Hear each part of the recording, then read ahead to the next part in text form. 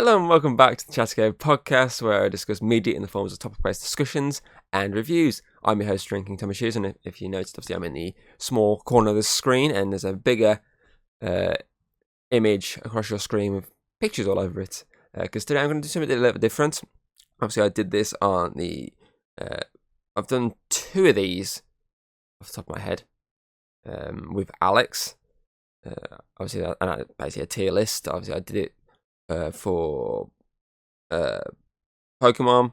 We covered the Pokemon movies, obviously on the Dragon Bear channel. Went before, obviously we kind of transitioned the show all the way to this channel, and then we did it for the DC animated movies, which was a pretty obviously, which was again something we reviewed in this channel. We just, as I say at the end, we just kind of put them all in order, and I had a lot of fun with that. And I thought, well, since we're pretty much close to Halloween, within the next week, I thought, what a way to end the month of podcasts for October with, well, tier list focus on the three big slashers, which is obviously, as you can see on the screen currently, Halloween. Obviously, if you're watching on YouTube, then you'll see on the screen. But for those listening, obviously, you've got Halloween, Friday the 13th, and Nightmare on Elm Street. And for these, obviously, I've got S to F categories for this tier. So S, A, B, C, D, F. S would be a 10, A would be a 9, B would be an 8 region. So not exactly an 8, but like between 8 and 9. C would be a 7. D would be anywhere between 4 and 6. And then F would be the grey area of the franchises, which would be 3 and below. So yeah, obviously I'm in the 3 big slashes. So I say I'm not including Texas Chainsaw Massacre. I'm not including Hellraiser. Not including Charles Play. I'm not including the Scream franchise. The Scream franchise is one I could have included, to be fair, which obviously would be 6 movies. And I did internally debate. I would say before recording, but technically speaking, I thought I'd hit record already and did like probably about 2 minutes of talking before realizing, shit, I haven't even hit record. So when I was doing that, I kind of thought, oh, I could do Scream, but I'm going to focus on the 3 big franchises. So as I say, Halloween, Friday, and Nightmare. 3 that I've pretty much grew up with over the years. I mean, I'm repping like my favourite of the bunch here. So as I say, how it's going to work is I'll go through each list one by one. I'll start with the first movie and slowly crack through each entry. And obviously I'll keep adding them to the list. I'm hoping it doesn't fully delete the posters, or at least you can see the posters to an extent. But I'm obviously, well, I'll show you what I mean. If you're watching, obviously, if I put this here, it kind of expands the box and does kind of bring the screen down. I would just leave the screen uncropped, but there's that many fucking adverts on this website. I'm not even gonna fucking bother. So yeah, so as I'll go for each one, give a little tiny bit of thought on it, and then obviously I'll whack it into a category, and then by the end of it, I'll have an entire tier list. I will also point out the ones I've actually done on podcasts before, so you can actually go check out a link on that, which would then basically give you a bit more info on said movie rather than this short review I'll give here. So I know the Halloween franchise, there's 4 I've done in the current podcast, 1 I did in the old one, and same with Friday and Nightmare, there's about 1 on each of them that I covered on old podcasts. Obviously, at some point I will actually sit down and do all these on the current podcast. I'll probably even sit down and review the ones that I did on the old one, just obviously so I can give like a more up-to-date opinion on it. So I have been debating doing that for a while, specifically obviously with the old podcast, the ones I did before February 2021. So the ones where I was kind of just going for the movie and just reading out what exactly was happening in the movie, rather than like going, I like this part, I like this part. I was literally just going step by step with the movie. So I kind of wouldn't mind sitting through some of the ones I've did prior to that. I say particularly the horror ones. The other one I'm thinking of is Jaws. Other than that, I might not bother the rest of them. But I say I'm looking at some point re-reviewing a fair few, and I'll look into exactly when. But I say I'll link through for now the ones I've actually done, so you can actually get a better review on that rather than what I'm giving here. So we're gonna get cracking on with this because I'm fucking tired right now due to lack of sleep. So Okay, we're going to start with the original Halloween from 1978, which was obviously the original Carpenter classic. Yep, 1978, I thought it was. It's one of those ones that I always remember the date for specifically. But I always like to just double check, which is why obviously I've got an actual list of a ranking here. So that's just what I'm kind of going off for these. And I'll also get like years and stuff like that out of it as well. But yeah, so this movie for me, though there's been a few slashes before it, so I'm pretty certain Texas Chainsaw Massacre came out before this. Obviously, you had Psycho, technically to an extent was a slasher, but for the mask killer slashers, for me, this one set the bar. I'm not a big fan of the original Texas Chainsaw Massacre. I'm going to be bluntly honest right here. Of all the big slasher movies, I'm not going to include Hellraiser here because that one kind of wasn't slasher early on. It kind of eventually delved into being a slasher from the third one onwards, pretty much. But of all the obviously the big slashers, so I say Halloween, Child's Play, Nightmare, Friday, Scream, Texas Chainsaw Massacre. Of all the big slashers, Texas Chainsaw Massacre is the first entry for me. Though it's like fucking wildly loved, I've watched it so many times, I've still not fucking managed to get into it.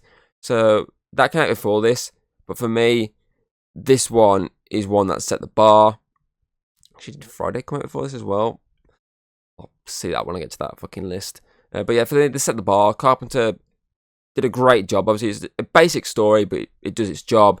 Music is what helps sell this movie more in quality. The cast is really good in this, specifically Jamie Lee Curtis in the lead, a big breakthrough role, really, which set basically her career skyrocketing through the years. The character Michael Myers, again, though like most of these obviously slashers, it's a very basic character, someone in a mask. It's still an iconic character. It's one of the most iconic horror characters out there. Just because how unrelenting he has been over the years, and that started with this one. Literally, just there's nothing. Obviously, there's not a lore to him at this point. It's just like, oh, he killed his sister. Why did he kill his sister? Goes on a ramp. Obviously, gets out of hospital and just goes on a killing spree. There's not much to it. Obviously, later ones, which I'll get to, do add a bit more lore, which I'll point out in those ones which add the lore, which try and expand him a bit more. But this one keeps it basic. Kind of does a Terrifier 1, where there's not much to this character, but a masked silent killer. So it's just a great film, and obviously I've done this one on the podcast, so you'll know my thoughts already on this one. Straight into the S category. So I'll link this one. It's one of my favourite horror films. Easily in my top 10, maybe even like my top 5 films of all time. It's just so good. Carpenter, though in his obviously later years, he had a rough time with some of his films. His early years away was at his best, and this is one of the cases for that. And of course, then that was followed by Halloween 2 in 81, I believe it was. I will double check that one. Yes, I got it right, 81. Rick Rosenthal directed that one. Obviously, it followed on exactly from the original Halloween. That you can kind of tell that it's a completely different director, cinematography, stuff like that. Only thing that really kept the same was obviously three of the cast members. Sorry, despite the fact that one kind of got written out instantly. And the fact that obviously Carpenter stayed on with the music for this one. And I'm pretty certain he actually wrote this one, didn't he? Because he kind of got forced into it for then him to basically argue for basically ending the franchise and doing spin-offs instead. But obviously, this one takes place mainly in a hospital. So you focus on Michael going after Laurie. This one adds a bit more lore. This one adds the idea that Laurie is actually Michael's sister, and that's why he's after her. Also gives us the first Cult of Thorn information. Not obviously fully like some of the later ones, but it gives you a little tiny bit of information. And that kind of set the one timeline going. But it also obviously set the H2O timeline going. So this is where it then allows a split into two timelines. obviously I know the later ones eradicate these two timelines, but for now, this movie split for two, and I think that's interesting because then you can get more. Obviously, you can do so many stories with a franchise when you kind of have these multiple timelines, especially with a slasher franchise. Because after a while, you can't just like keep going with the same obviously linear timeline. So I do like the fact that at this point it goes okay. So then you got the Court of Thorn timeline spinning from this, and you've also got the obviously H2O timeline spinning from this, which is obviously a much more shorter series. So I do like that. But I do like this one. This one is one that I've enjoyed a lot over the years. It's interesting. I know obviously they kind of set the idea of just a basic sequel, i.e., this one just puts it in a hospital and just it's the exact same as the first one, just with Michael now trying to get to a hospital, taking out people in the hospital to get Laurie. But I still really enjoyed this one. I think it helps that it's written by Carpenter, the music's done by Carpenter. That helps for me. I know it doesn't get obviously a lot of love from Carpenter because I know obviously he had a lot of problems with the director on this one, but I still love it. And as I say, I do at some point want to cover this one properly on the podcast, and I'm going to stick this one in the B category. It's nowhere near the first one, but it's a decent follow-up. It's better than like some sequels. When I say sequels, I like specifically second movies to a first one. It's a lot better than some over the years in terms of horror. But for me, I wouldn't put it in the same sentence as the first. As I say, I probably wouldn't put any of these in the same sentence as the first. I'd probably put most of them just below. But I feel like a B is decent for this movie. And that then brings us to Halloween 3, which obviously is its own movie entirely. Obviously, this is the one when they pretty much kill Michael Myers. Obviously, Michael Myers isn't involved in this one. He got killed at the end of the second one. This is obviously Carpenter trying to make spin-offs. So Halloween 3 Season of the Witch, which came out in 1982, so a year later. Tommy Lee Wallace, obviously Carpenter's mate, took over this one. This one follows a doctor who's trying to basically look into a case involving a company that basically make Halloween masks, and obviously these Halloween masks, long story short, basically kill people, which is pretty interesting. And I think when I first watched this movie, I didn't really like it. I think it's because of the fact that it's not Halloween, it's not Michael Myers, and I kind of ripped this movie off pretty early on. But over the years, I've started to enjoy it a bit more. I wouldn't say I'm like a massive, massive fan of it.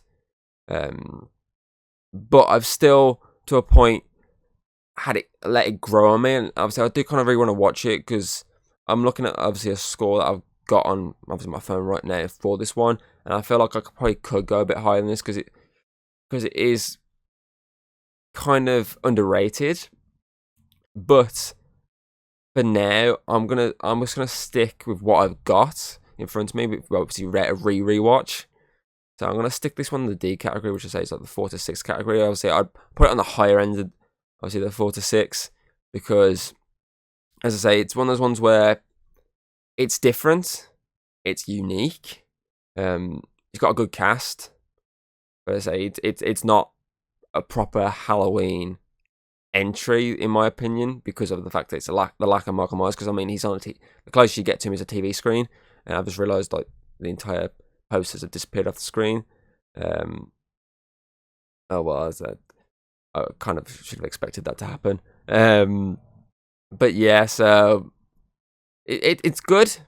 And so I want to rewatch it to get a more newer opinion on it. But for now, I feel like a D is where I'm going to stick that. And that does bring me to this hidden one here, which is Halloween 4, The Return of Michael Myers, which was made in 1988. So obviously a long time after Halloween 3. So say Halloween 3 was 82. So a good 6 years later, they finally brought the franchise back. So I realised, well, Michael was our selling point. Everyone loved him.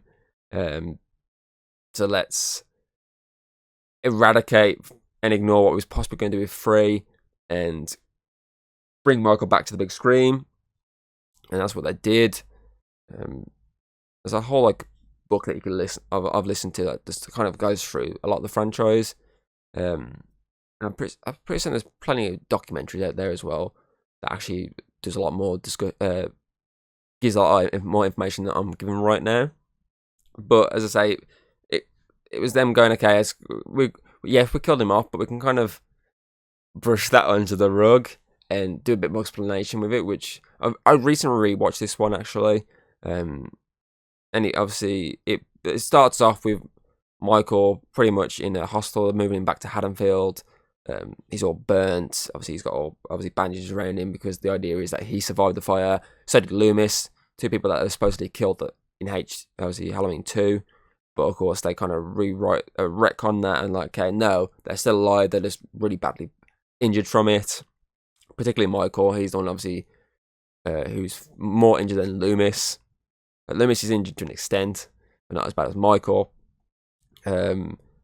And this one obviously gets rid of Jamie Lee. She doesn't come back for this one. It focuses on her character's daughter, who's played by Danielle Harris.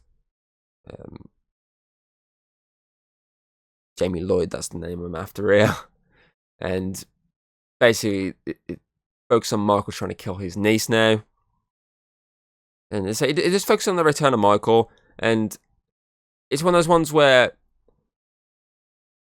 it does get a bit of all the sequels. It's one of the ones that does get a bit of love from fans, and it does get love from me as well. Thanks to obviously the performance of Danielle Harris, she does really well in this movie. Obviously, though, this is where the point where the masks started to get a bit more dodgy. I mean, the mask was dodgy in the second one, but this is where they start going a bit more dodgy. But for me, I do enjoy this. I think it's an entertaining one. As I say, this is the start of the Court of Thorn timeline. But if I remember correctly, this one doesn't really focus on the Court of Thorn stuff, which is the good point. That's what I'm going to get across here. That's the good point. The Court of Thorn stuff isn't spoken about properly in this one. The main focus is obviously Jamie Lee Curtis's character Laurie is dead. Her daughter obviously is living with obviously a new family, is now the target of her uncle, the boogeyman. Obviously, she's not just the target of him. She's the target of like harassment from obviously school, obviously kids at school because of obviously her mum being dead, her uncle being the boogeyman. So it is a lot of really cool stuff with her character in this, and then of course Michael, just like the first one, he's on a killing spree into the town, and then when he's in the town, he starts going obviously targeting the character. Like he obviously takes out the police. He obviously stalks and follows Jamie Lloyd to get to her, and then of course it's like a massive fight between Michael and the two siblings. Of course, Dr. Loomis, just like the first one and the second one, who's hunting Michael, trying to warn this town obviously of the danger that's ahead. There's kind of obviously brushing it off to an extent because obviously it's Loomis, he's a fucking nutcase, but they do obviously agree that the town obviously suffered last time. There's a lot of stuff like mob justice added into this, which is something they do bring back later on in the franchise, and it just showcase like how a town can react to this trauma that they got on the original Halloween night. And say it's entertaining. It does do a lot of stuff really well. We will look past albino Michael Myers because that was a weird moment when he goes blonde for some utter reason. We'll ignore that and focus on the rest of the movie, which for me is pretty entertaining, so I'm going to stick that in the C category, which is a decent part to place it. And then that moves on to Halloween 5, which, fuck me, is dog shit. It's the worst one for me of the entire franchise. Michael is just, the mask for starters is just awful. The story, for the fact it doesn't follow on from the fourth one, despite the fourth one ending like really good with a massive cliffhanger, does not follow on from it. So it just kind of ruins that movie entirely. The only salvaging factor again is Danielle Harris, but that's barely a salvaging factor. This one tries to be funny with a lot of stuff, and it just does not work. It is just abysmally bad. and it puts a bad taste on a franchise that up to this point has had 4 decent movies. But for me, this one is the lowest point, and I'm not even going to talk about it too much. I'm going to dump it straight in that F category. It just goes where it belongs. I'm just realising this is going to cut off most of the screen. So I'm actually going to try and fix this a bit more here. Wait with me just 1 second.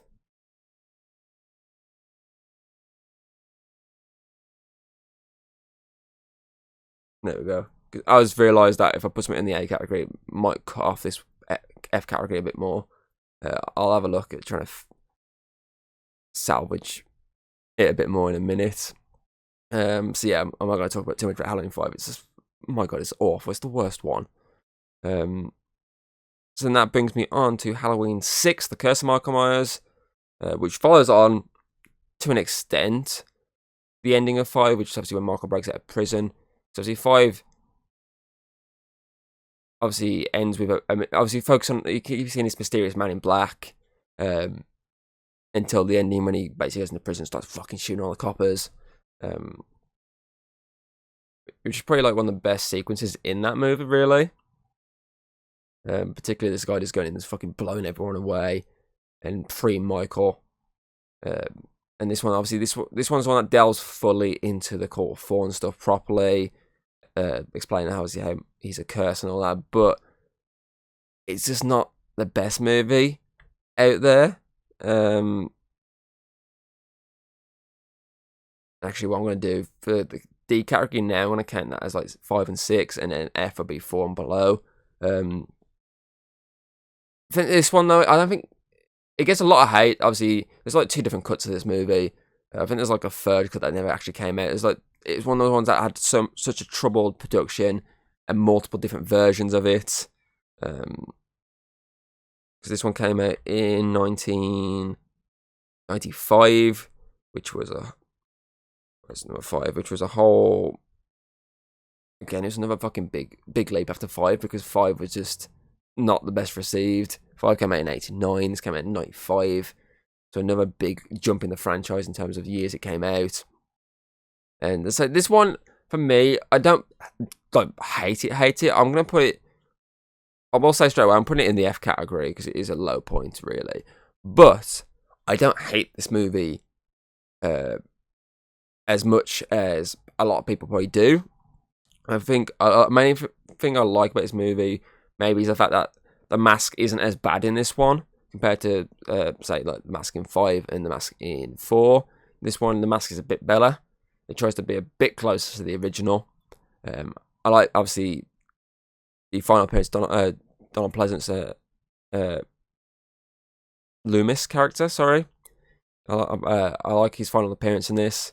I like the idea that they think, obviously, some people, obviously, on the radio, like, oh, he's dead, he died, didn't he? And he's there like, no, still alive, but obviously he's really old at this point, so he can't be, like, fully, heavily involved, but he's still fighting Michael Myers, even at this old age. And as I say, I do enjoy this one to an extent, but I think the F category is a decent, the right place to put this one. Despite, as I say, my love for Paul Rudd and a few other little things in this movie that I did enjoy.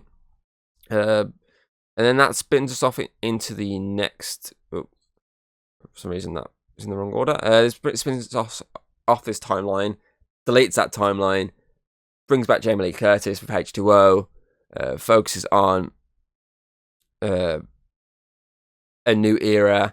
Obviously, she's actually not dead. She faked her death. Obviously, the character Jamie Lloyd doesn't exist. She actually got a son now. She works at a school, like a private school. She's hidden from Michael. Michael obviously goes after Loomis, who's actually dead at this point, finds out where she is, and then goes on his obviously classic cross-country trek to get Jamie Lee Curtis's Laurie Strode character. Obviously, he gets into the school, and it's basically him going around killing a bunch of kids. So this one goes kind of more like your Scream, because this one obviously came out after Scream, which probably tries to be a bit more snarky with some of its obviously references to horror. So this one came out in 1998, the year I was born, and again, this one for me is like Halloween 2. It's a fun entry. That obviously it tries to go with the trope that Scream is set with. This obviously, it's a young teen cast being stalked by a serial killer, but obviously then it adds the veteran in form of Jamie Lee Curtis hunting said serial killer, trying to protect these kids from this killer while also dealing with the PTSD she got from the first 2 nights. And it's good. Obviously, I don't mind. I don't actually mind this one. This one was done by Steve Miner, who did one of my favourite creature features, which is Lake Placid. He's a horror vet. I mean, he did 2 of the Friday movies, part 2 and part 3. But I actually really I find this one entertaining. I wouldn't say like I'm obviously absolutely in love with this one. I should have put this in. I just realised I put this in the wrong category here. So no, I didn't. I put that in the right category. I put Halloween 2 in the wrong one. Then I was like, wait a minute. But no, I wouldn't say it's my favourite of the sequels. Obviously, for the fact that it just tries to copy because really this timeline, the 2 movies try and copy other horror films at this time. So this one tries to copy Scream, whereas Resurrection tries to take inspiration from like the Blair Witch Projects and the sort of found footage stuff of that era. But I still enjoy this one. I think it's entertaining, and I will stick this one right above Halloween 4 in the C category. Wrong one. That's what I mean by it put these out of order. That's the one I wanted. It put them out of order for some reason, the pictures, and I forgot myself just that it was Resurrection that you put before that. But yeah, I don't mind this one. I think this one's entertaining. I like the setting. Characters are pretty decent. And it's got a pretty decent ending. But I think because of the next movie retconning that ending, it just kind of tainted it a little bit. But not too much. Because obviously Resurrection, which came out in 2002. So again, another couple of years after. So it's not like a following year situation, which is probably the one thing I do like when they don't just like keep bashing them out constantly. I do like when there's a little couple of years gap between entries. So Resurrection obviously picks up at the ending, retcons it, has a not kill Michael, kill someone else instead. She's now in the loony bin. Michael goes after her. Brush gets rid of her instantly from this movie, which is a shame. But it then switches focus onto a bunch of new characters. Michael going back home, so the first time we're actually going back. Actually, tell a lie. Second time we're going back to the Myers house. First time, obviously going back where it's actually not lived in, because obviously in Resurrection, fucking Halloween 6, we do actually go back to the Myers house, but it's like it's someone's living there now. Whereas this one has no one living there. The camera crew has rigged the whole place for a reality show, and it focuses on basically Michael dispatching these reality show hosts. It's one of those ones that it's one of the ones that's also most hated in the franchise. But I'm not gonna say like too controversial, because I don't like love this movie, but I like it. It's one of those meh kind of movies. Like, it has some okay moments. I know Busta Rhymes is a cheesy ass dialogue is one of the most hated part of this, but it's just one of the ones where it makes me roll my eyes and it makes me go, for fuck's sake, but in an okay kind of fuck's sake situation. There's something humorously bad about watching Busta Rhymes fight Michael Myers. Though bad, the only reason the word bad, it's still like not like abysmally bad. So I'm actually gonna stick this one in the D category. I'm gonna put it behind Halloween 3. It's not terrible. I'd rather watch it over 5 and 6. But obviously I wouldn't say it's great. I put it on the lower end. Obviously if I'm saying D's like 6 and 5, it would be in the 5 category basically. And then that brings us on to Rob Zombie's Halloween, which I have covered on the podcast. I covered on the old podcast, which reboots the whole thing in 2007, gives it the whole Rob Zombie flair. Basically redoes the first movie for the second half of the movie, has like an entirely new first half of the movie, uses the brother-sister plot from what they introduced in Halloween 2, does that a lot more within the first one, and kind of like leans into it very heavily, goes more brutal with its kills, but it's still very rednecky.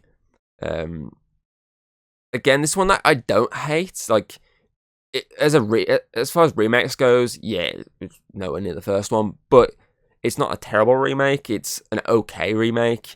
It's a remake of a spin and with a twist, and I say it kind of combines the notion of the first two. So it kind of combines the first movie with the big reveal of the second movie, and it does an okay enough job. I wouldn't say it's great, but I will put it in between Freak and Resurrection.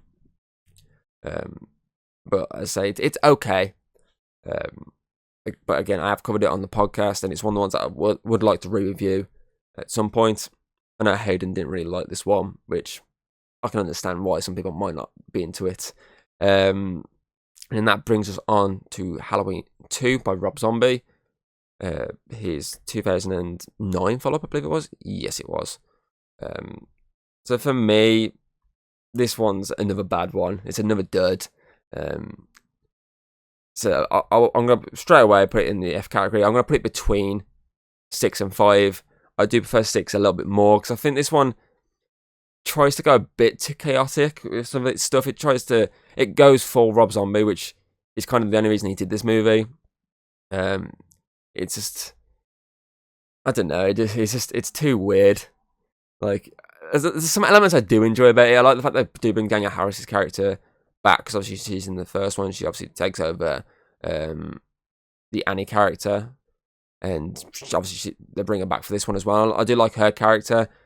The character of Laurie kind of has a mixed bag in this movie. Same with Loomis. Like, I liked Ian McDowell's portrayal in the first Rob Zombie one, but in this one, the first half of the movie is just a diva. The last half of the movie I like him in, but it's just, by that point, it's too late. I do enjoy the idea of Michael being like this, obviously, because the first Rob Zombie one redesigned Michael as this giant behemoth, and I like that. That was interesting. It made him like really scary. And this one keeps that going, and obviously doesn't have him wearing a mask most of the time. And when he does, his mask is all ripped, and I think that's kind of interesting. I like that design. It's just to say it's another. It goes too much to Rob Zombie at times, and that does hinder it. And obviously there is like two different endings. There's two different cuts of this movie that both have their pros and cons, and both endings again have pros and cons. One has Michael speaking, one doesn't. So there's your pros and cons. So yeah, I feel like I'm gonna stick it between 6 and 5. I'd rather watch it over 5, but I'd rather watch the chaotic mess that is 6. And then that brings us to the final timeline. Because so far we've got the original timeline, which is the first movie. We've got the original timeline with the first 2 movies. We've got the Court of Thorn timeline, which is 1, 2, 4, and 5. We've got the 20 years later timeline, which is 1, 2, 6. Sorry, 7. So I've had 6 since that Court of Thorn one. 1, 2, 7, and 8. Got Rob Zombie timeline, which is his own 2 movies. Halloween 3's got its own timeline, and then we got the one that retcons every single movie, the David Gordon Green timeline, which is 3 movies I actually have covered on the podcast, so I will again link those. And that starts with the 2018 one, which picks up 40 years after the original movie. It eradicates the brother-sister dynamic and focuses solely on Michael, obviously, and Jamie's 2 different paths that, again, end up converging. This time, forcefully converged rather than him just seeing her and just stalking her. This is the case of they're forced back together, and she's forced to fight the boogeyman one more time. Well, supposedly one more time, but of course that's not the case. So I won't go into too much detail this one because I have covered this one. I'm going to stick that one straight in the A category. And yes, thankfully it hasn't cut all this off, which is excellent. And then that obviously then was followed up a couple of years later by Halloween Kills. Obviously, this was one that came out during COVID, so 2021. With a mixture of streaming and cinema. I watched it on streaming, sadly. I would have liked to watch this one in cinema because though this one gets a lot of hate. Obviously, this and the next one gets a lot of hate from fans. But I enjoy this one. It's kind of like a throwback slasher. It's brutal. It's just carnage. I actually really enjoy the score of this movie.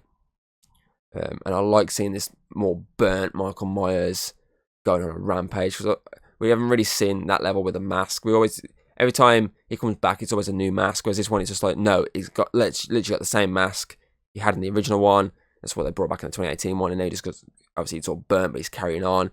He's wearing burnt overalls, and he's just again going on a rampage. Not again going after Laurie, he's just targeting people. They had the mob justice stuff, which people didn't like. I didn't mind. And so he's just going after people, and they just think he's going after Laurie, but he's kind of not. He's kind of just going home, and along the way he's just dispatching everyone. Again, this one that brought back more legacy characters, i.e. Tommy Doyle, Laurie, Lindsay Wallace, Sheriff Brackett, who's just like works at the hospital, and said I enjoy this one. Again, cover this one, so I'm going to talk too much about it, so I'm going to dump this one straight into the A category, above 2018. I enjoyed it. It's just everything I'd want from, a throwback brutal slasher. And then that brings us to Halloween Ends, the last entry in the Halloween obviously the Halloween franchise up to now, before they decide to remake it again or do whatever they're fucking doing with it. I don't know what the hell they're doing with this franchise at the moment. And obviously this was released in 2022, so a year after the previous entry, but this one actually went to cinema. Actually, did it go streaming as well? I think it might have actually done both again. Or was it solely cinema? Might have been solely cinema, and then a few weeks later it actually dropped in streaming, which is like what a lot of films do nowadays. And it picks up a couple of... I think it's like a year after the last one's ending, and focuses more on a new character rather than Michael. Michael's kind of takes a back burner in this one, which is one reason everyone hates this movie. But again, I don't hate it. It's just one of those ones where it gets a lot of hate, but out of all the sequels, it's a decent movie, and it's got a pretty good ending as well. So it's got some decent kills, decent characters, and so it's a decent little wrap up for obviously this little David Gordon Green saga. So I'm going to stick this one straight into the A category. I'm looking at these posters right now, and it's a shame, really. And obviously, this one is him and Laurie back to back, because it's the final stand, which is the finale of this movie. But the fact that they've got the mask, the burnt mask, it's a shame they didn't have the mouldy mask for this one. It would have been a decent little mask poster trilogy. But yeah, it's Ends one that gets a lot of hate, but I don't fully hate it. It's a decent movie, and I had decent fun with it. Obviously, I'm going to rewatch some of these. Oh, I'll rewatch this whole section at the top here, the original Halloween and the new trilogy, in the build to Halloween, to finish off my 31 Days of Halloween, obviously horror thing. So I'll do that, and I might be able to give a different opinion then, but I don't think I will, because I've had the same opinion with all four of these movies ever since watching them, and even rewatching them. I've always had the same opinion.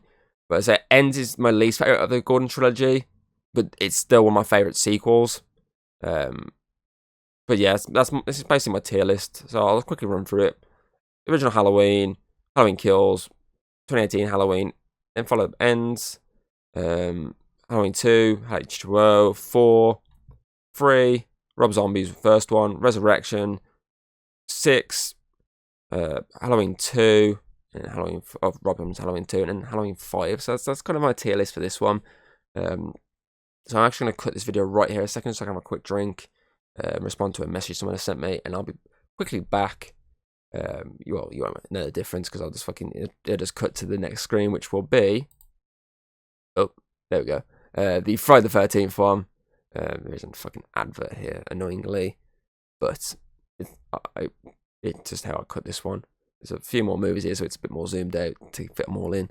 So hopefully it won't cut more too quickly. So yeah, I'm going to have a quick break, respond to this message, and I'll be back to cover the Friday the 13th part of it. Right, time for the Friday the 13th one. Now I've sorted out my quick message back to someone. And again, in the same way, obviously I'll give a quick briefing about each of them. I actually now, in the Nightmare category, I've actually found a tier list that has obviously Freddy vs. Jason, so I will actually cover that one in that, and I will put this on there as well. So, yeah, again, obviously I'll start with the original and just work my way through, in this case, up until the remake, and that's the same with the Nightmare one, it'll be up until the remake, because both entries have been dormant since this one, obviously because of legal reasons. So yeah, I'll start with the first one. First one, when I first watched it, I watched it like, I think I watched like a VHS from like a car boot sale, and I never really fell in love with it straight away. It was one of the ones I always seemed as meh. But unlike Texas Chainsaw Massacre, I've actually grown to like this one a bit more over the years. I wouldn't say it's like the greatest slasher movie out there, obviously, if you, in comparison to, say, obviously the Halloween one, but I still think it's an entertaining one. Some interesting kills, it's an interesting idea, and obviously it spawned a massive fucking franchise, really. So I'm gonna stick this one in the C category. It's a decent first entry with some decent practical effects.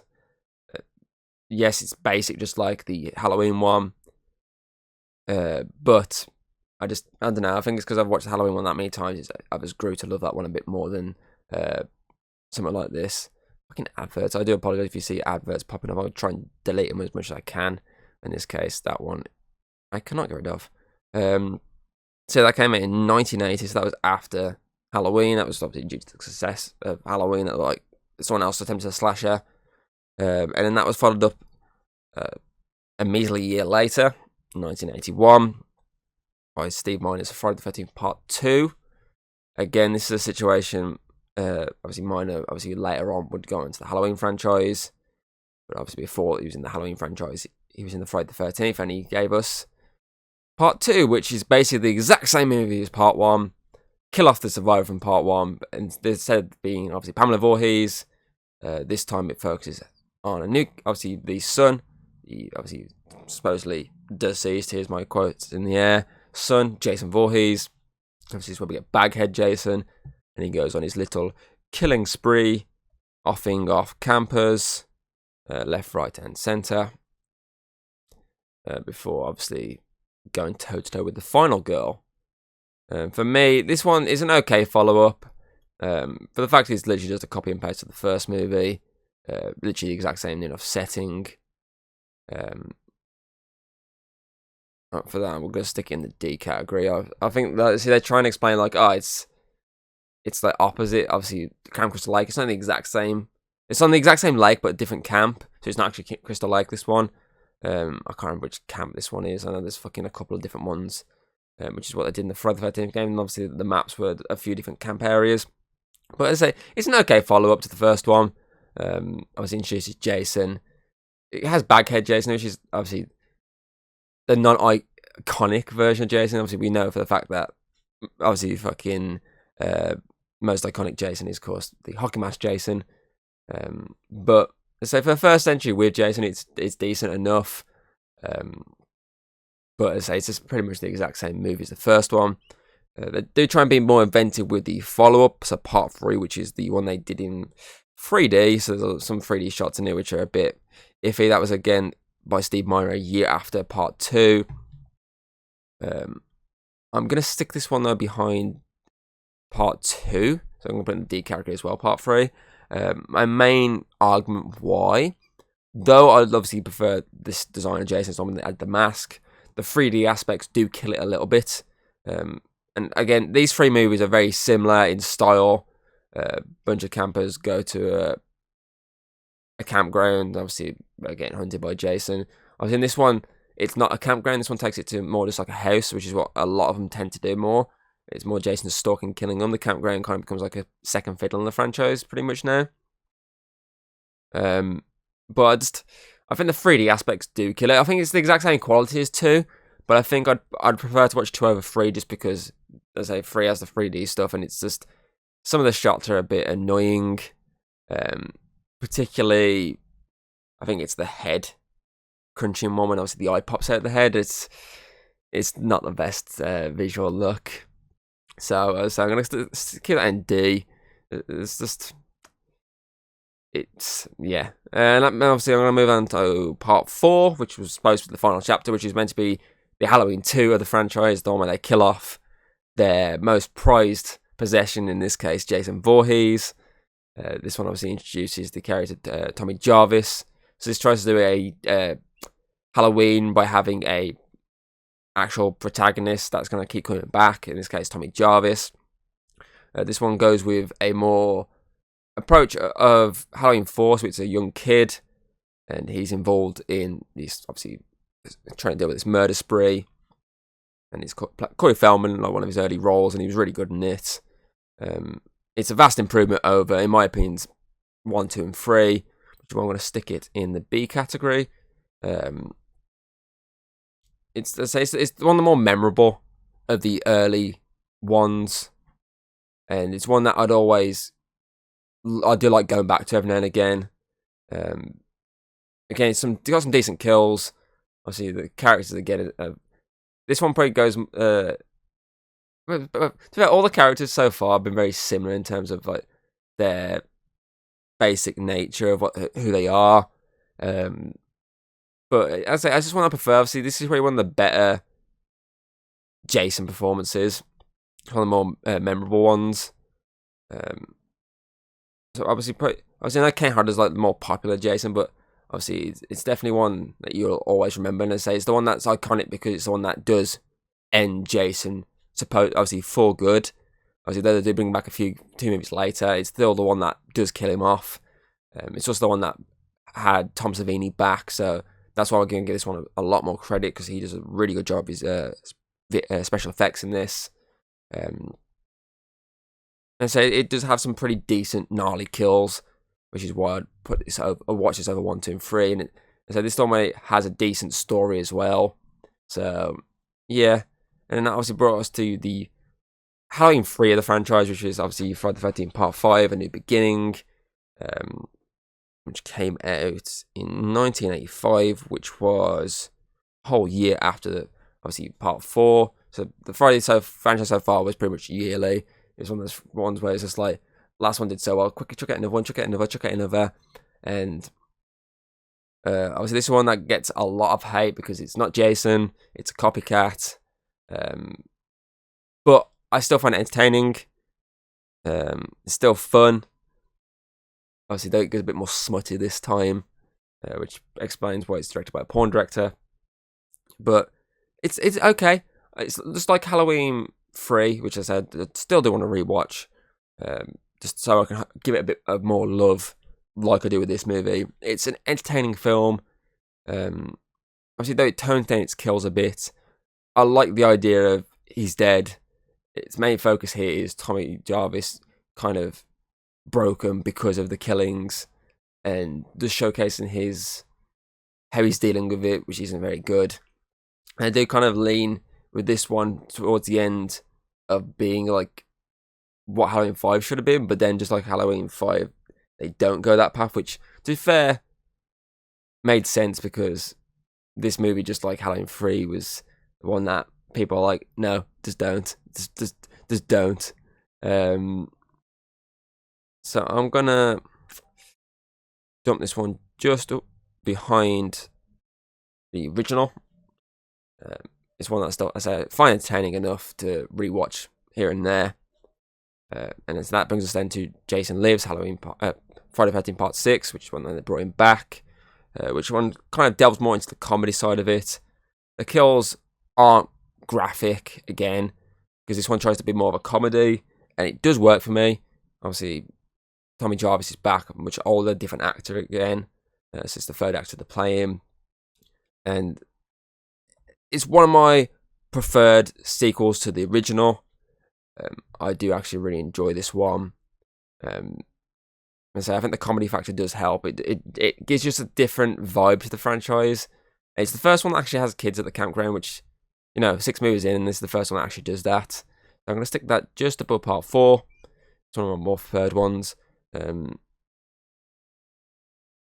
yeah, as I said, it's like the idea of Tommy going to try and make sure Jason is dead, accidentally bringing him back to life, trying to warn the town. Yeah, I kind of fucked him. I brought him back to life, getting like brushed off, and then having to deal with the consequences from that. And obviously, this one that obviously there are fan films which aren't on my list here.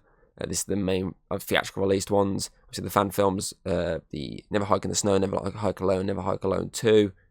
They obviously focus on particularly the actors who play Tommy and police officer in this. It focuses heavily on them dealing with Jason. So this one that obviously helped spawn obviously this little fan trilogy, which is like some of the best Friday movies out there personally. And this one came out in 1986. So again, this kept the yearly tradition. Before obviously they followed it up in 88. So it was this next one broke the yearly tradition, which was part 7, The New Blood. Tried to do Jason versus Carrie situation. It just, to me, it was okay. It's one of those ones that it's good because it's Kane Hodder's debut. It's got a good fire stunt. It's got some okay kills. It's got an okay premise. It's just a situation of, it's like Halloween Resurrection. It's just okay in my book. It's not anything out of this world amazing. It's just okay. So I'm going to stick that in the D category. I'll put it behind part 2 and part 3.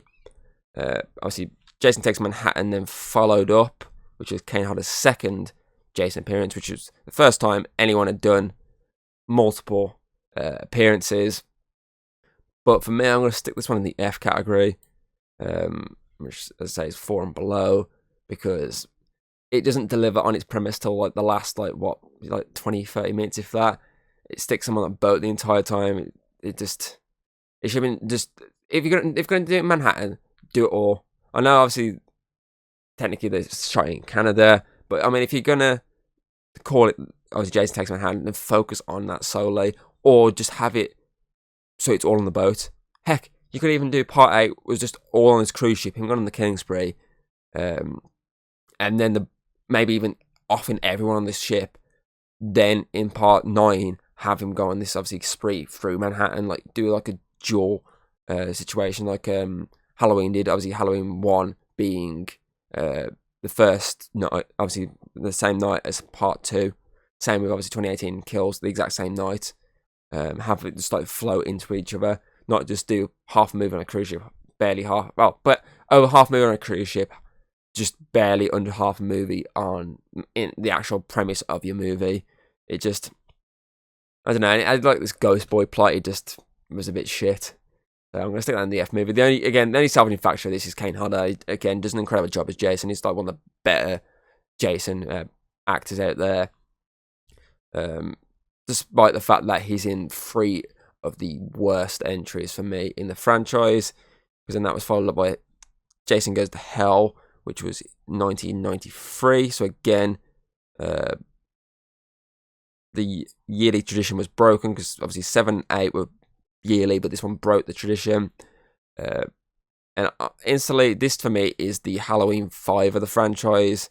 It's abysmally bad, straight in the F category. The main salvaging factor is, I think some of the kills are pretty good. The last shot, obviously linking it to Freddy vs. Jason, was really well done.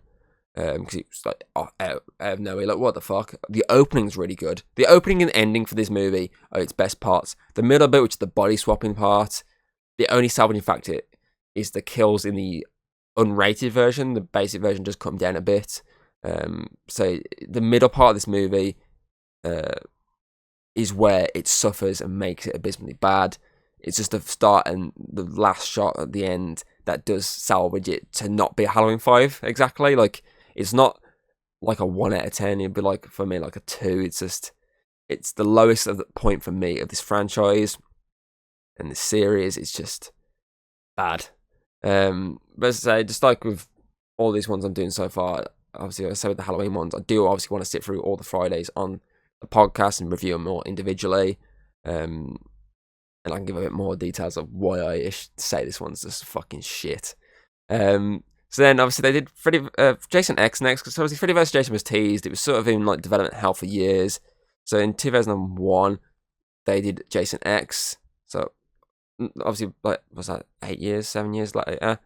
8 years, I think that is actually.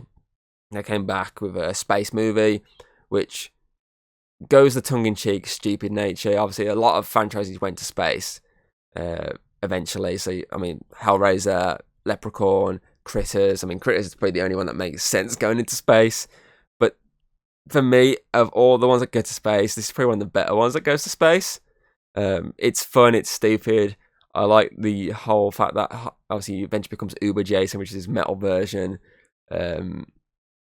Yeah, the kills are very mediocre, but obviously it has the very iconic face freezing, obviously in the liquid nitrogen kill. So I'm actually going to give this one a lot of love because I do really enjoy Jason X. I'm going to put this in the B category.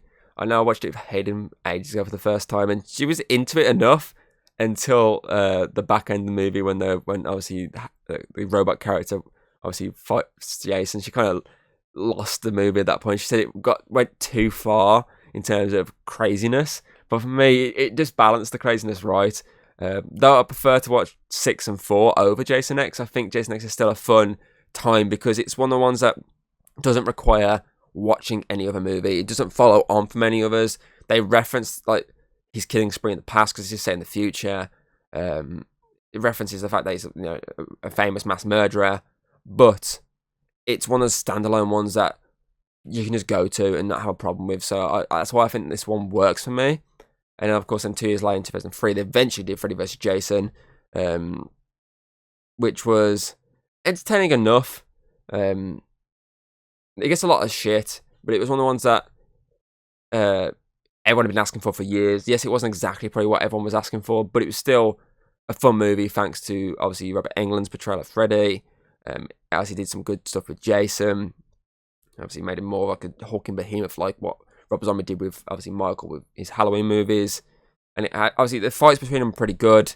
Obviously the nightmare stuff when he's obviously doing the nightmare, obviously trying to torment people with his little bits of nightmare. And the idea of him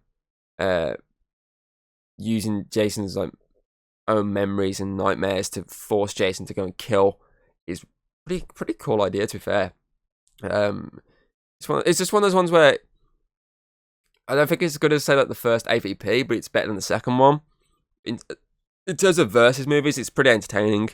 And I think that entertaining factor does make me controversially stick it above the original Friday and Part 5. Obviously, well, not controversial, put it above Part 5, but controversially above the first one. I think it's the entertainment factor for me that puts it there. Because I say, it is fun. And it's one of the ones that we never got. We're never probably going to get one like it again.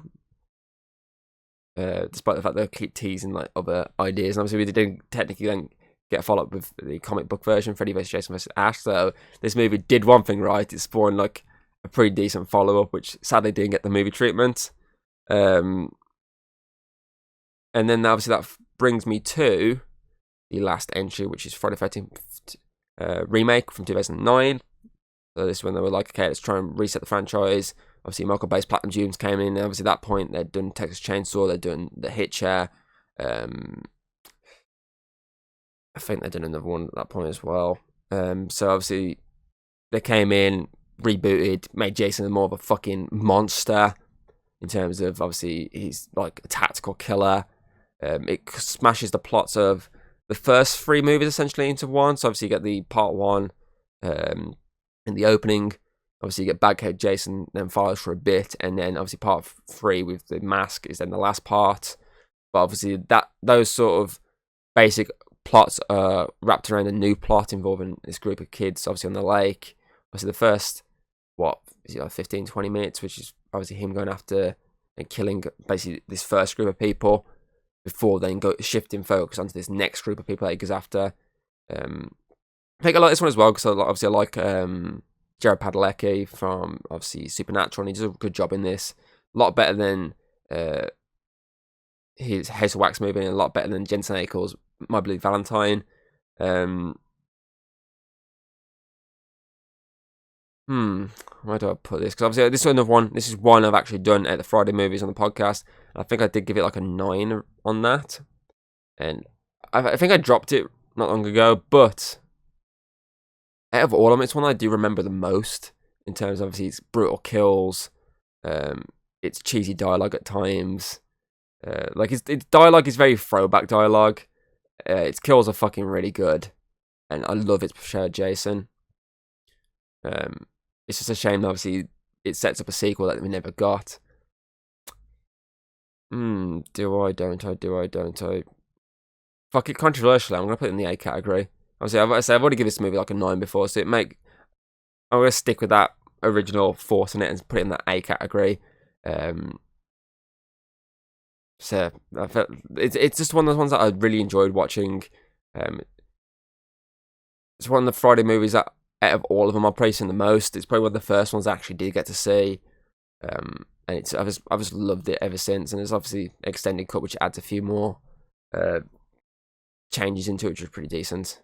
So yeah, so obviously that's my Friday ranking. Obviously tier list, sorry. So from A to F, A Friday the 13th 2009, B Part 6 Jason Lives, Part 4 new beginning, Part 4 final chapter, and then obviously Jason X.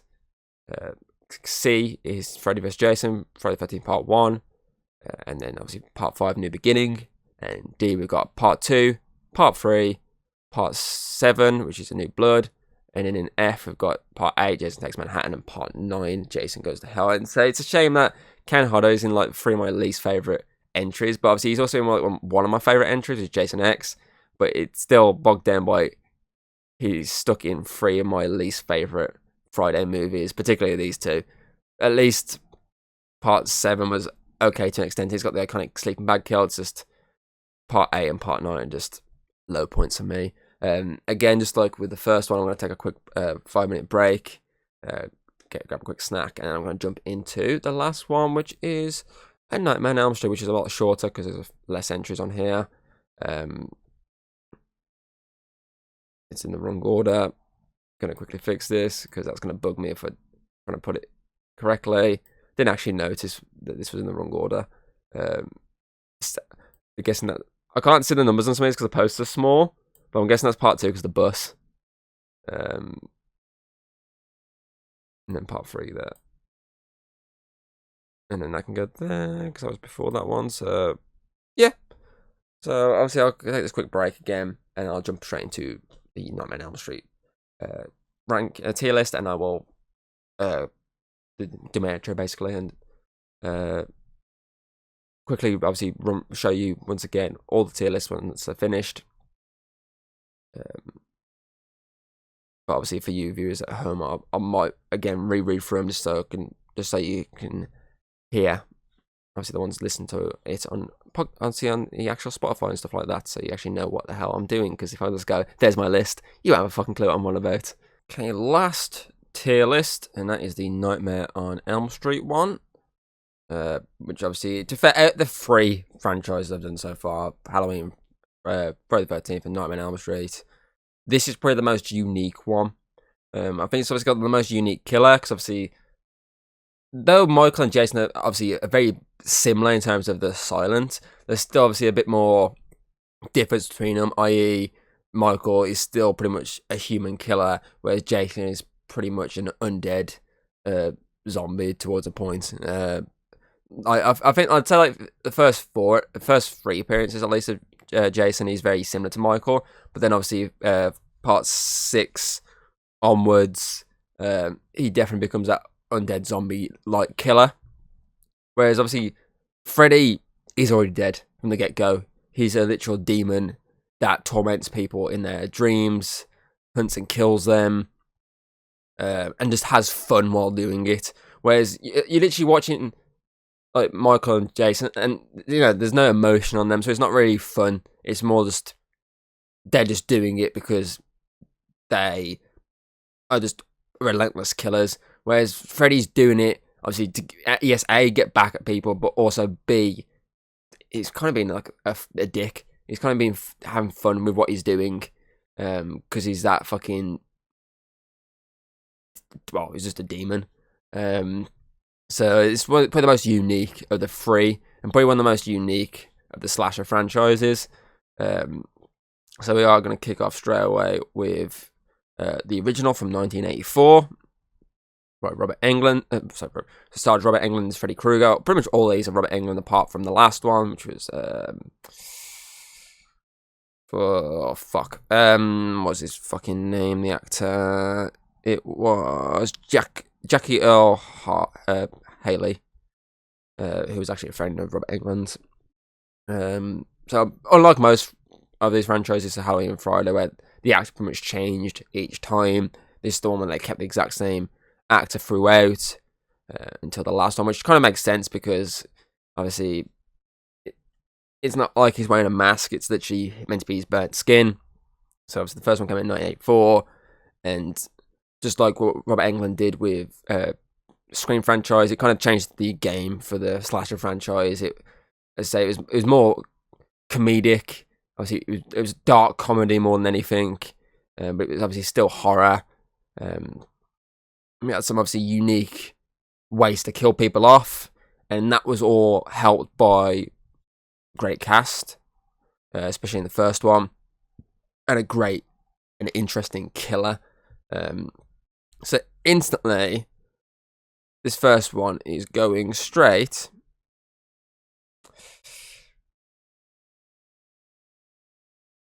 Yeah, I'm going to change that. Going straight into the S category. So unlike the Friday franchise, which didn't have any in the S category, I'm going to stick this first one in the S category.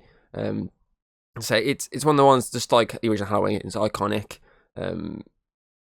Obviously, it's no surprise then Wes Craven would then make another iconic franchise with Scream. But thankfully, with that franchise, he actually stuck around, whereas this one, like, he didn't really. Like, I think pretty he stayed on the like producer, but obviously he ended the first one and New Nightmare. Like, he pretty much just stayed away from the franchise between that, and they kind of just, well, ruined a lot of the franchise, particularly after the third one. But the first one it's just iconic. So that's one of the ones I definitely want to talk about heavily on an episode, because there's so much to talk about with that film. It's just great in every way, and it's one of the most memorable slasher movies. It's easily the most memorable Nightmare movie, apart from probably New Nightmare, but I'll explain that later on. So I feel like an S is where it belongs, top of the line. I don't think any of the others. I mean, only New Nightmare and Dream Warriors probably come ever so close. But even then, I don't think they are as close. So yeah. Anyway, so obviously that was followed up with Nightmare 2, which is referred to as Freddy's Revenge, which came out in 1985. So another situation where a franchise went through a yearly release. Not too sure if 3 came out the year after. No, it didn't. There's a little bit of break between that. So the first two were very similar to the first Friday movies, where there was just like that yearly situation where the studio were just bashing them out. Obviously, this one replaced obviously the lead character played by Heather Langenkamp, who obviously replaced a male lead, and focused on him moving into said house and being tormented by obviously said demon, who obviously was still kicking and still breathing, well, to an extent. And they do try and go, again, push the boundaries of the humour more. They start pushing heavily more into it. And I feel like the only reason it works, I think with any of these movies, the only reason they work to an extent with the humour is because of Robert Englund. His portrayal of Freddy is really well done. I think this one has probably got one of my most memorable like kill sequences, which is the party sequence. That is just fucking incredible. Easily the best part of this movie, but obviously I know the bus sequence is very memorable, because I know when obviously I mentioned, let's say, this franchise to Connor, obviously the one thing he'd always remember is because is that the one with the bus. He always says, I've watched the one with the bus, and I'm always straight away like, part 2. I know that was straight away. The opening and the ending is this bus sequence. So it's iconic in its own way. It's one of those ones that is entertaining. I think most of these movies are pretty entertaining. It's only a select few that aren't. So for me, I'm going to put this one in the C category. I think I feel like that's a decent place to pull it. It's entertaining. It's not as iconic as the first one, but it's an intriguing one. I say it tries to push more of the comedy. It's obviously tries to push more of this dark comedy. Basically, is what I'm trying to say here. But it's not iconic as the first one, but it's still an entertaining sequel.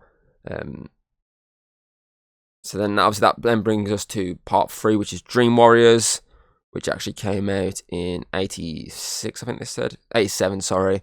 So a couple of years after part 2. Obviously, Robert Englund returned again as Freddy. Obviously, this time they brought Heather Langenkamp's character back.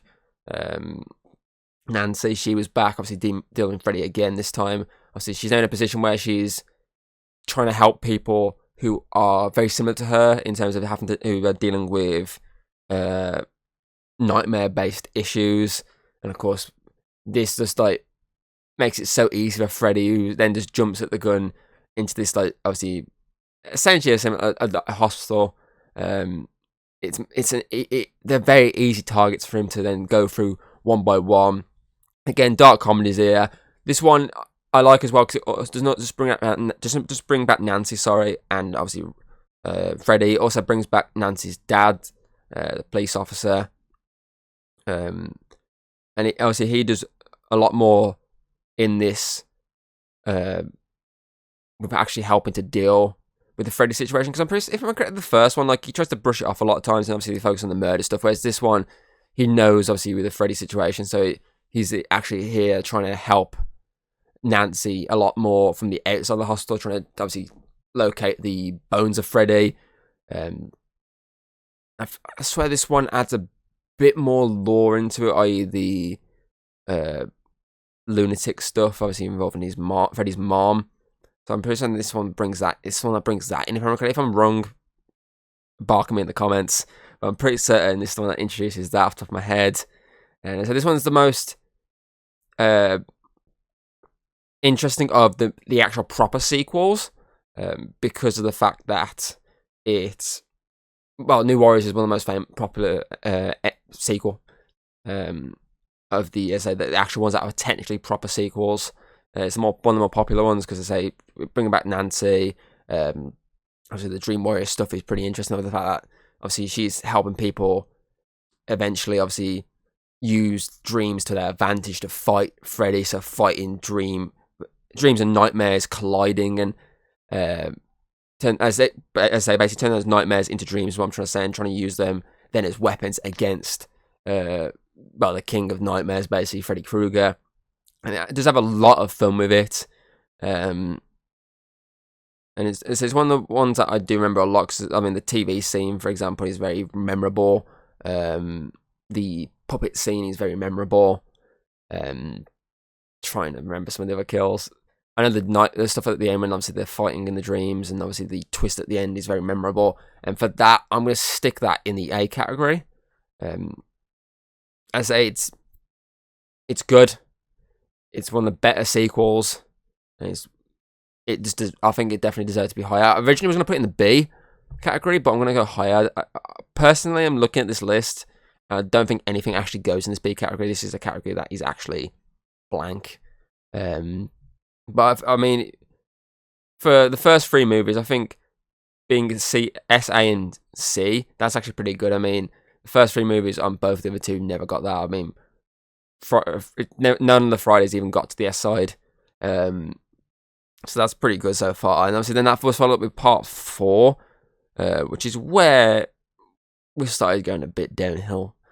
So the Dream Master, which obviously introduced a bunch of new characters, and honestly I can't remember too much about this one, so I'm not going to go into too much detail about this one and part 5, because I can't remember too much about these 2 movies, I'm going to be honest with you. So I'm going to stick this one in the D category. As I just can't remember too much about this movie. I'm just going off what ratings I've got written down on my phone for it.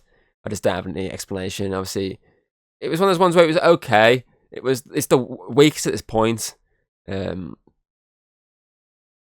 I'm correctly, it did have some memorable stuff in it. I just can't remember too much. It was one of those ones that was mediocre. And obviously the part 5, so that one was 1988. So then part 5 was 89. So this is when I started churning them out yearly. That was Dream Child.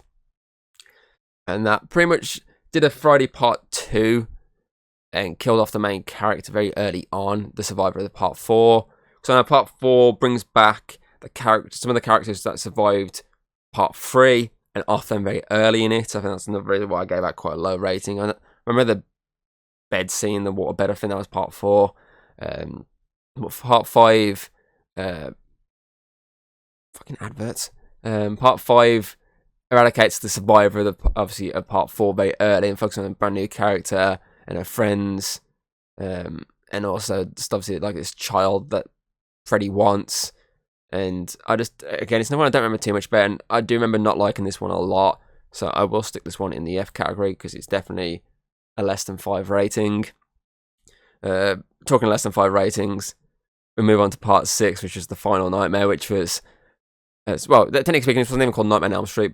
It was called Freddy's Dead: A Final Nightmare, 1991. So they didn't even go for a yearly option. It was 2 years after the last one. I think this one goes too comedic. I think that's the problem with some of these later ones. Like the early ones did a good job of blending the comedy and the darkness. The last like 3, especially this one, delves too far into the comedy a bit too much.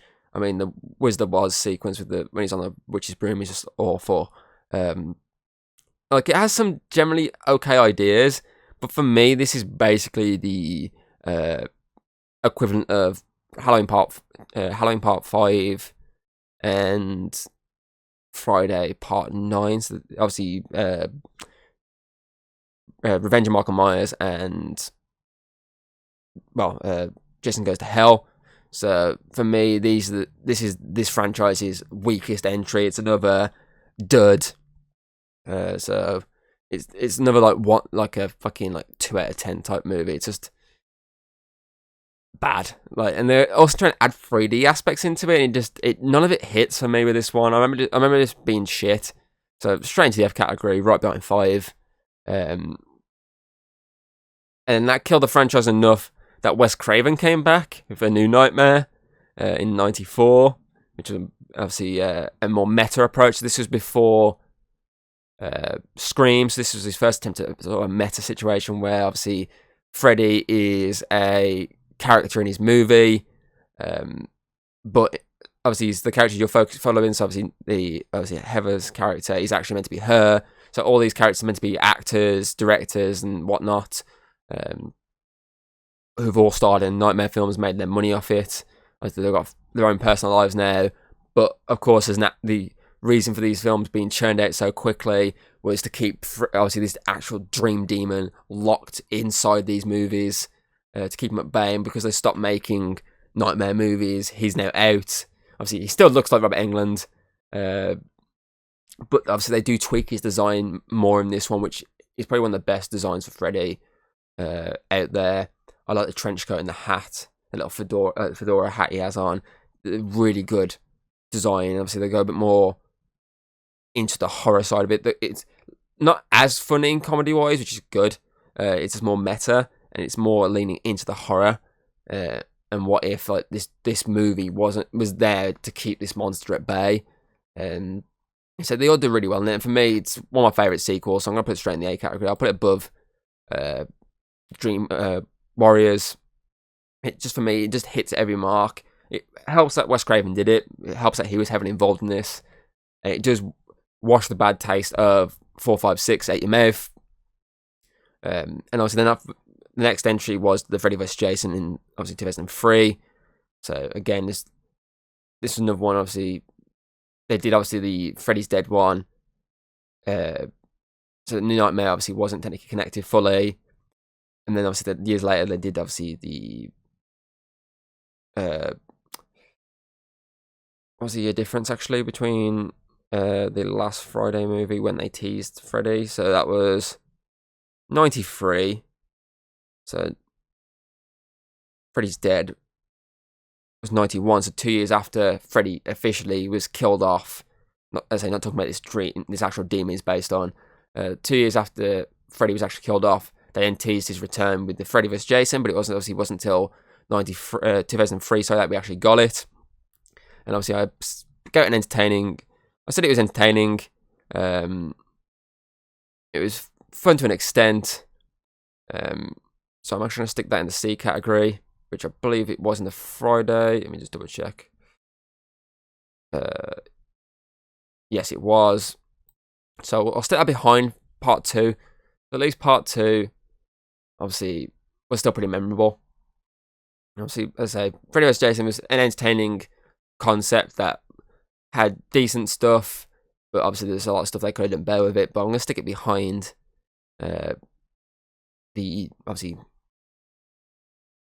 part 2. Sorry, my mind's going blank here for some reason. And then that brings us then to the 2010 remake, another of the Platinum Dunes remakes. This was like the last one they remade, really. And obviously, this reimagines Freddy is if I remember correctly, Freddy was fully just a child murderer, wasn't he, in the original ones? Whereas this one, like, fully put him as like a child molester. So this one has a few comedy moments, but it tries to be more heavily dark. I think what this movie does right is going that dark path, I think, because it does distance itself enough from the original. Because you don't just like a straight up remake, which is why I like why I think the Friday 2009 and the Halloween remake are interesting, because they don't. Yes, they have moments that are very similar to the original, but they do distinctly look different, and I feel like this is the exact same. It's got a decent group of actors and actresses in this one. I don't fully hate the Freddy design. Obviously, it's not as good as the original, but obviously Jackie Earle Haley does decent enough with the Freddy character, like, to make him dark. Like, even his attempts at humor are still pretty not as comical as Robert's attempts at humor. It's still pretty dark humor.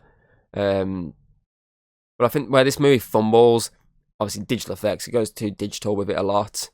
And I think it's just another case of it's hard to remake an iconic movie, and the original Nightmare is so iconic that it's just so hard to remake. But I still find it entertaining. This is one I did cover on the old podcast. I still find it entertaining. I like the dark side of it. I did like a few of the choices it did make. So I'm going to actually stick that just behind Freddy vs. Jason in the C category. I wouldn't put it as low. I'd rather watch that over 4, 5, and 6. I wouldn't go too high with it. So that's actually my ranking for the Nightmare franchise. So I'll run through this real quickly. So in the S category is the original. In the A category it's New Nightmare, followed by Nightmare 3, which is Dream Warriors. Nothing in the B category. There's none that I'd really give an 8 for. C category, obviously Nightmare 2, Freddy's Revenge, obviously Freddy vs. Jason, and the Nightmare on Elm Street remake. In this D category, it's Nightmare 4, Dream Master. In the F category, then it's Nightmare 5, Dream Child, and Freddy's Dead: A Final Nightmare. So that's my Nightmare on Elm Street ranking. Obviously, if you obviously have a ranking for this the Nightmare franchise, do let me know in the comments below which order you'd put these movies in, and give a slight reason why, or just to give the ordering. I'd like to see someone else's interpretation of this franchise. And then the same goes for the Friday one. Again, I'll give a quick rundown of this once again. So the A, we got obviously the original, the remake Friday the 13th. In the B category, we've got Friday 6, Friday 4, Jason X. In the C category, we've got Freddy vs. Jason, the original Friday 5. In the D category, we've got Part 2, Part 3, Part 7. In the F category, Part 8, and Jason Goes to Hell. Again, you've got a different ranking, put that in the comments below. I'll have a little look at that. And then, of course, the A category, what we started with, the Halloween franchise. Obviously, in the S category, the original Halloween. In the A category, Halloween Kills. 2018 Halloween, Halloween Ends. B category, Halloween 2. C category, Halloween H2O, Halloween 4. D category, Halloween 3. Rob Zombie's Halloween, Halloween Resurrection. F category, Halloween 6. Rob Zombie's Halloween 2. And Halloween 5. So yeah, obviously I'll make my camera big again right now. There we go. So yeah, that is it for this ranking video. As I say, your thought. If you've got different rankings for each of these, put them in the comments below. And obviously, if you do have a slight reasoning why you'd rank them in this way, whack that there as well. It would be interesting to read that. Obviously, you can check out the podcast on Spotify, Apple Podcast, Audible, Amazon Music, etc., etc. Obviously, you can check it out on YouTube where you get to actually see the visual side of this podcast. And yeah, obviously, I'll link all the ones I've actually reviewed properly in the comments below. And as I said, would like to re-review some of the ones I did on the old podcast, specifically the remakes. I would like to sit through them again and properly re-review them in the way I do, rather than just retelling the entire movie. I'd like to actually sit down and actually talk about it a bit more. So that's something I'm going to look into doing at some point.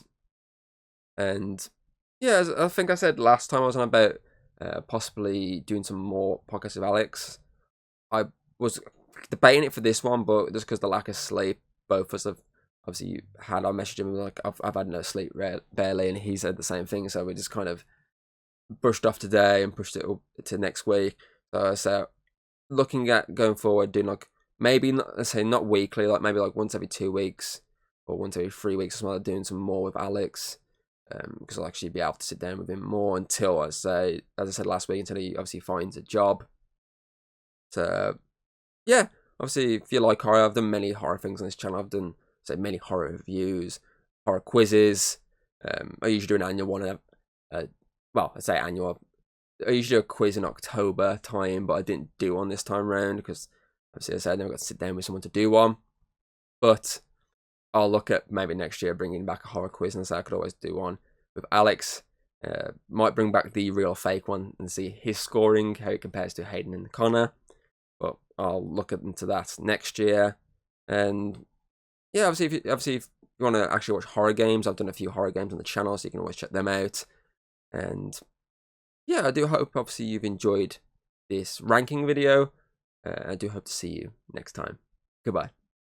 If you like what you've seen, don't be afraid to throw us a little like and subscribe.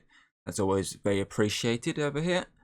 And, well, I'll see you on the next video.